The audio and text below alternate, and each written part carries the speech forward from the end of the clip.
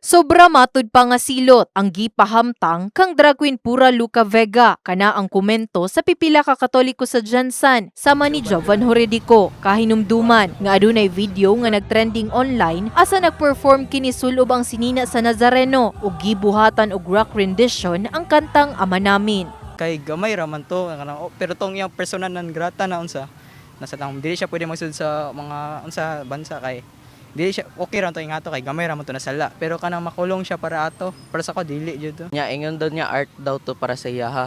Nya lain-lain man tao karang sa ma'am sa pag sa art.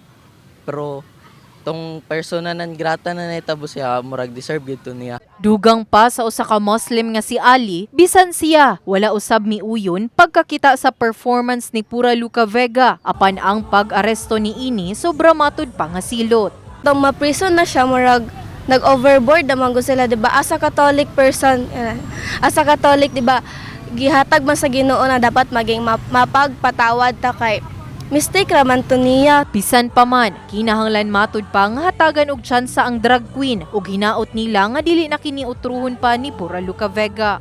Kay tanan man jud ta kay na jud ay pwede man ta magistorya sa tong sa kay na isa sa tao kay pwede man ta magistorya sa tong mga una sa tong mga ginabuhat pero kanang katong ingaton na sala kay di jud to pwede yun sa makulong to ingaton. Okay kung ay sa ko ma'am dapat di na gid niya uliton kay daghan jud ang na-offend pero kung iya paging uliton deserve na gid guro niya makulong. Yes po ma'am, kay nobody's perfect man, like even God gani makaya to niya siya patawarin tapos kita pa nga tao lang. Kahinumduman nga 17 ka syudad ning nasod ang nagdeklara og persona non grata sa drag queen ug una na diri ang Jansan. Oktubre 4 ning tuiga giaresto si Amadeus Fernando Pahente kun mas nailhan nga Pura Luca Vega tungod ang nag-viral matud pa nga video pagpakaulaw sa relihiyong Katoliko. Nag-atubang usab kini og kasong paglapas sa Article 201 sa Criminal Code tungod sa indecent, immoral action sa bisan unsang kaliwat ug relihiyon.